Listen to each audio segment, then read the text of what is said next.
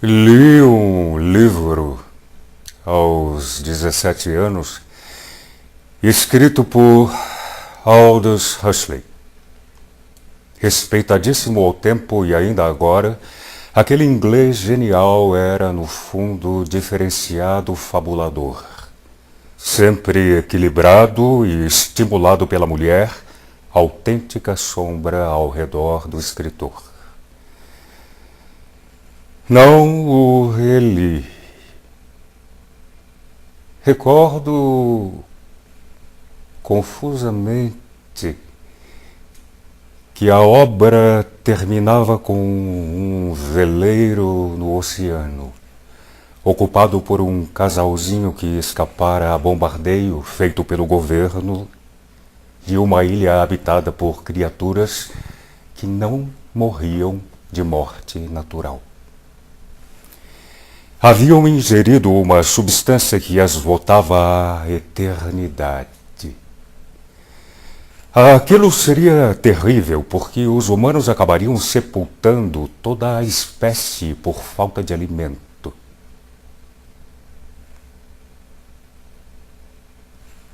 Era assim?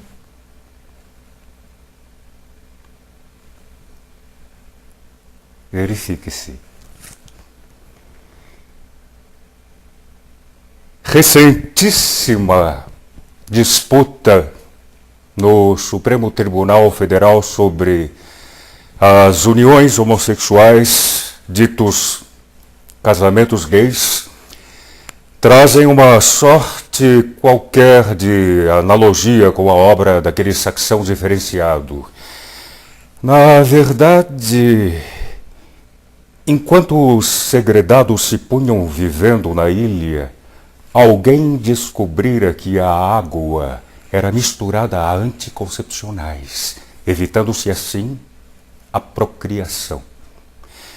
A pequena embarcação conduzia, na verdade, a esperança de manutenção da humanidade, mas, concomitantemente, constituía outro risco, porque os herdeiros não morreriam de morte natural.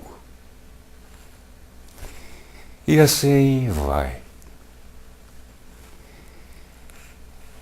A história parece não ter relação com a união homoafetiva. Tem, sim, embora remota. Na medida em que o juiz Jerônimo Pedro Vilas Boas acentua não se poder em cartório reconhecer núcleo familiar em união de cidadãos do mesmo sexo. Por tal raciocínio e outros, o magistrado anulou contrato de união estável entre dois homens. Em termos bem simples, dois indivíduos do mesmo sexo não fazem filhos. Ainda. Ou, por enquanto, isso não acontece.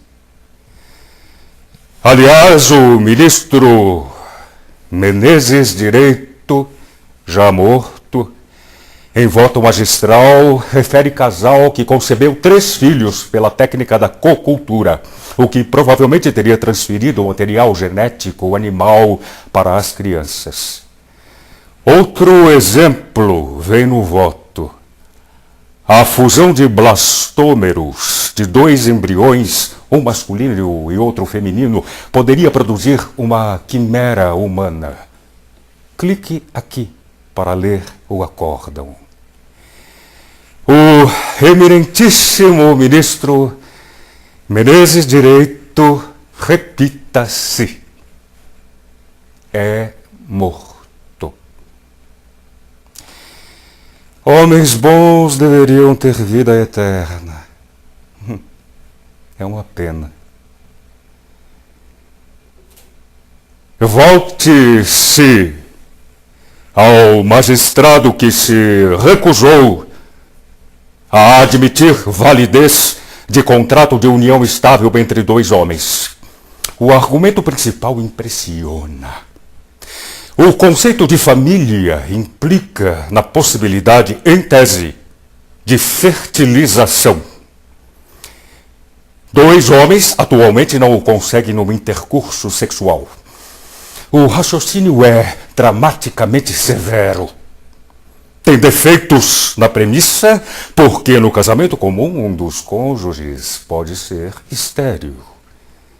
Dentro do contexto, não produziria família. O Supremo Tribunal Federal, no fim das contas, descortinou a questão fundamental, ou seja, aquela de enfrentar sem falsa moralidade a atração entre duas criaturas do mesmo sexo, homens ou mulheres, pouco importa. A questão tem aspectos físicos e psicológicos. Em outros termos, é glandular, é psíquica ou é mista. Mas compreende, entremeando-se nisso, o conceito de minorias. Talvez, no meio dos longos votos proferidos pelos ministros da Suprema Corte, seja esta a discussão primacial. Tocante à decisão do juiz goiano, há quem o ameace de afastá-lo da magistratura, buscando punição no Conselho Nacional de Justiça, na medida em que o Supremo Tribunal Federal, ao decidir a ADIM, deve tê-lo feito normativamente. Mas até nisso há particularidades constitutivas de uma zona grigia, dependendo ainda de amadurecimento. A chamada união estável entre pessoas do mesmo sexo, no fundo, não passa de um contrato de natureza civil, criando direitos e deveres para os contratantes. Estes, no fim das contas, hão de juntar seus bens ou não, adquirindo outros no meio do caminho, se e quando fazendo uma sociedade, deveriam ter previsto o fato no ato da contratação. 2 pontos. Bens móveis e imóveis, se houver, obras de arte a serem retiradas das paredes. Imagine-se uma Tarsila do Amaral ou mesmo um desenho autêntico de Modigliani. O cão de estimação, as panelas, o automóvel, enfim, adquirido em comunhão, tudo há de ser repartido à maneira dos distratos comuns, com maior ou menor dose de emoção. Mas é assim que funciona. Não se pode examinar o tema com pudores hipócritas. Grandes personagens das artes, da música e da ciência em geral eram e são homossexuais. Não se espelhe o mundo moderno na infelicidade de Oscar Wilde ou de Lord Byron, ou ainda na infelicidade ou na vida de Baudelaire. Fale-se neles sem qualquer precisão de datas, mas é necessário trazê-los. Não esqueçamos o gênio Garcia Lorca. Ele foi morto por engano, justificando o poema de Vinícius de Moraes, A Morte de Madrugada. Atiraram-lhe na cara os vendilhões de sua pátria. Nos seus olhos andaluzes, em sua boca de palavras. Muerto cayó Federico sobre a terra de Granada, la tierra del inocente, não la tierra del culpable. Nos olhos que tinha abertos, numa infinita mirada, Em meio a flores de sangue, a expressão se conservava como a segredar-me. A morte é simples,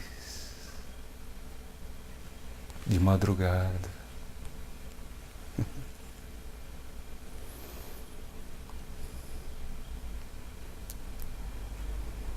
Respeitem-se as noitadas parisienses no Moulin Rouge, Toulouse-Lautrec, manquitolando, misturado no absinto. Não se descure a droga terrível que Freud deixou de inventar porque usada antes por confrade seu na anestesia das cirurgias oculares. Chegue-se mais perto, recordando-se Michel Foucault, de quem todos os livros merecem pesquisa. Ponha-se todo o elenco no altar dos reverenciados, embora ressaltada uma relação toda especial com Pablo Picasso, catalão inimitável, cujo nome inteiro ocuparia sozinho 3 linhas do texto. Aquele espanhol, troncudo e baixinho, era mulherengo como a mãe da peste. Magnífico.